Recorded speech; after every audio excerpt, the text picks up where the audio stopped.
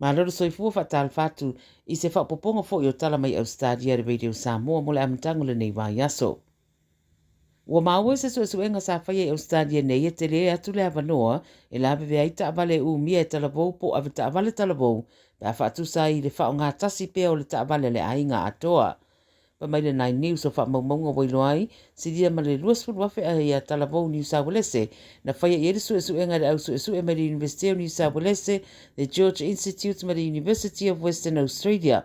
Wailoai le suenga o ave taavale talavou e 30% e maurungai le lamtianga e whea ngai malatou e ono la vea i le taavale, e mai se lava I le urua I tausanga whatoa ave taavale. Pe a whai ave lava e latou a latou taavale whatu satu, I ave taavale talavou e latou te whao ngā pe paro pea taavale au latou ainga.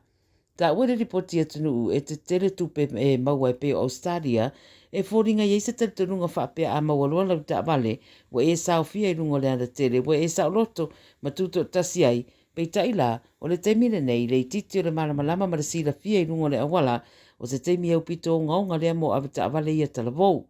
Mai fōringa fo e eise manato le umia o latou lava taavale, no winga a sui ai fo I mara aveina o le taavale, o le tele fo I leo le avanoa ua iai, e ono sui ai no na manatu I leitu ai ngā whaafuenga o le taavale, e manao ai, nei ro le teimi sa whao ngā I pere taavale tasi a mātua, po le ai ngā atoa.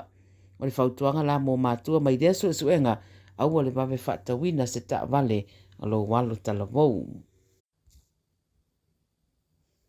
Ua whaelo mai e eiseli ua maliu, ina ua puna ifo mai se ala lau papa I se no fonga maasani na tumutumu iei tulisi e lata I le Sunshine Coast I Queenslandi. Whai mai leo lea li ina puna ifo mai le Noosa Sound Bridge, I le waweao le asana nafi ere I toi aria ilo na tino, wha pole nai ana wosa lato wanga iatu.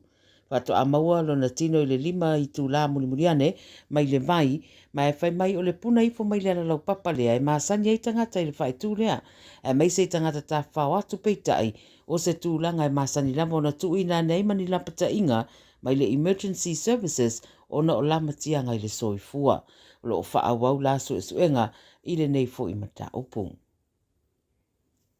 O le awhina wina le whainga malo le federale, le si tia o le tatongi mawalalo o ngā luenga, ma tuina le si itanga ina I o ngata siai ma le si tia I le tau o loa ma au o nanga po le inflation.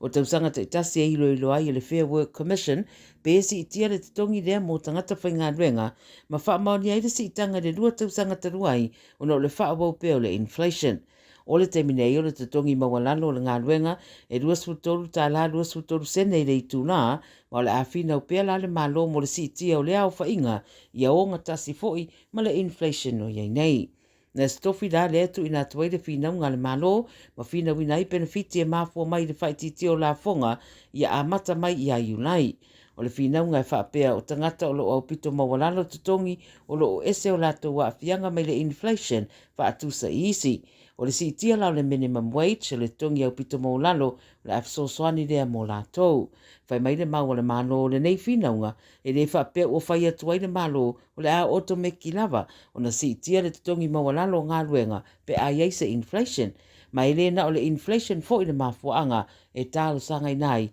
si itanga I tutongi.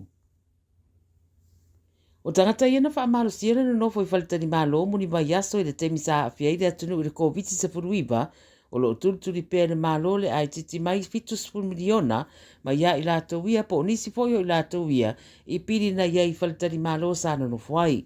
Se whaamtaranga lea mai stete ma territorio Ausetalia. O le whaanofo e sea o tangata I whalitani malo na amata le masino mati 2.10, na mana o mia iso o tangata na mananga mai I le tunu, ia whaanofo e sea I se whalitani malo mo le rua vai aso. O le nei whainga sa whaatino mo whaatuntonu e se tete ma territory, a toi mara soswani le whainga malo le federale. Na amata o na whaia tutongi mō tangata I no fuanga ia, I le masino I unai 2.10, I na wate ena le whainga malo le federale, le toi tutongi no ia pili. I le mai o le whātau sanga o lo whianga I pēni isi se tete ma territory, ma le tau wau ina mai o ia tupe, whaanga yo iei their system. Pai mai le ripoti o nisi stete ma territory ua nga I tutongi o tangata ia o lo no fo ai Tala Fou e au mai ai tutongi ia o isi o whaongale au au ai Tala Fou po debt collectors e tau au mai ai se leni o lo o I tua pea.